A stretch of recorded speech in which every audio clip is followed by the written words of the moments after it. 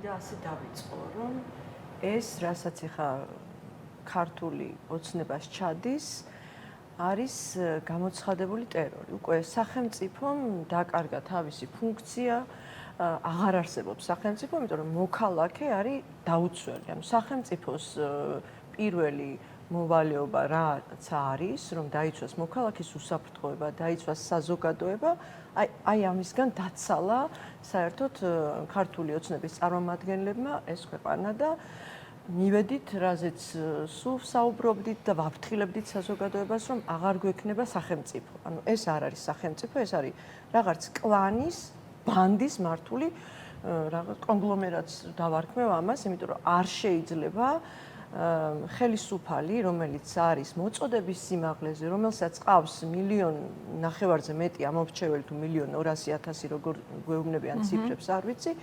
ანუ აი ამ თავისი ამომრჩევლისთვისაც დაკარგეს სახე და საერთოდ არ არსებობენ ეს ადამიანები, აი დღევანდელი დღის გამოხმაურება მე ასე ვხედავ და ამიტომ საზოგადოებას, რომელსაც ჩვენ ვეგონეთ მოცლილები, ჩვენ ვეგონეთ აჟიტირებულები, ჩვენ ვეგონეთ რაღაცებისგან დაცლილი, ან ვინმეს მართული, ან დახელფასებული თუ აკაცუკი თუ რა ეპითეტებითაც არ გვამკობდნენ.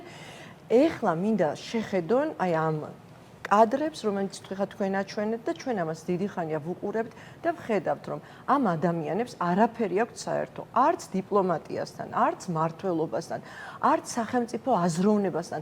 საერთოდ ყველაფრისგან დაცლილი არიან და აი ზუსტად იმიტომ ასე წარფშეუხლელად საუბრობენ, ასე წარფშეუხლელად შეუძლიათ, რომ ქვეყანას გამოაცალონ საფუძველი.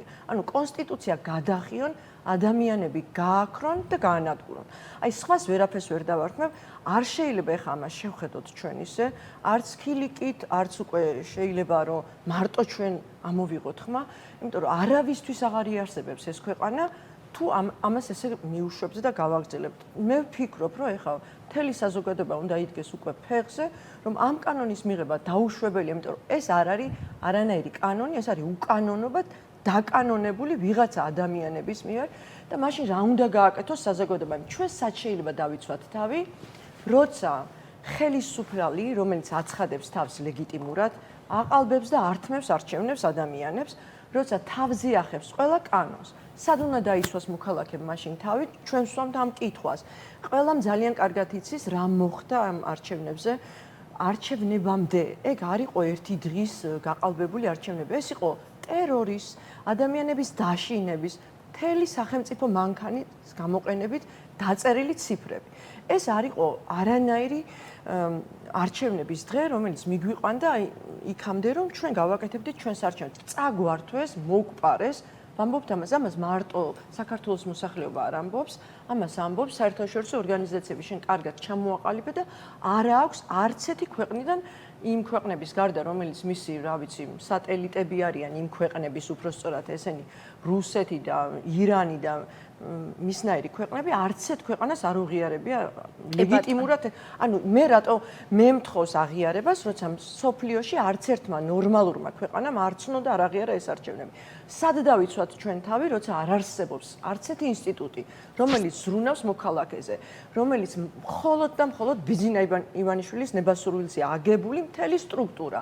აი ეს ადამიანები ახლა ეთერში რომ უყურებდით და რომ თოჯინებს გავდნენ ნამდვილად, ისინიც მართული არიან ბიძინა ივანიშვილის მიმართ. სად დაისვას მოქალაქემ თავი? ვის უნდა მივმართოთ ჩვენ? ანუ კანონს მიწესებენ იმაზე, რომ მე მაქვს ჩემი აზრი, მე ვთვლი, რომ მან გამიყალბა არჩევნები და ყველაზე მთავარი წამართვა მომავალი. იმ 28 ნოემბერს, როცა ეგრეთ წოდებული პრემიერ-მინისტრი გამოვიდა და გამოაცხადა, რომ ჩვენ ევროპულ გზას უკვე ვაჩერებდით, ანუ თანამშრომლობას ვაჩერებდით, ამის შემდეგ მე წამართვა მომავალი ჩემს შვილებს დაუკარგა ქვეყანა და მე მთხოვს პასუხს, რომ ვაღიარო ხელისუფალი, რომელსაც არ აღიარებს არავინ, რომელიც უშვერი სიტყვებით ლანძღავს ყველა ჩვენს პარტნიორს, რომელსაც შეეძლო დაეცვა ჩემი ქვეყანა და არ დამდგარიყო საფრთხის წინაშე.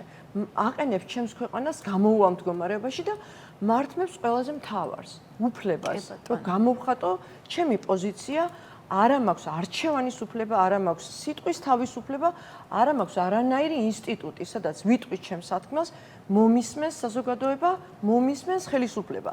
ანუ ჩვენ რა გავაკეთოთ ამ დაუცველმა საზოგადოებამ, სად უნდა ვიჩივლოთ მაინტერესებს და რატო უნდა უწოდოთ ხელისუფალი იმ ადამიანებს, რომლებიც ყველა ჯერზე ამკაცრებს მხოლოდ და მხოლოდ იმიტომ კანონს რომ გამაქროს, არ ვიყო ამ ქვეყანაში და არ არსებობდეს ჯანსაღი აზრი, არ არსებობდეს პრესა, ტელევიზია, მედია, ონლაინ გამოცემები, არ არსებობდეს სივრცე, სადაც მე დავიცავ ჩემს პოზიციას. აი ეს არის ჩემი სათქმელი, რომ ჩვენ არ აგვყავს ხელისუფლება და ვერანაირად ვერ იქნება ლეგიტიმური. ჩვენ უნდა ვიბრძოლოთ, რომ გადავარჩინოთ ჩვენი ქვეყანა და მადლობა.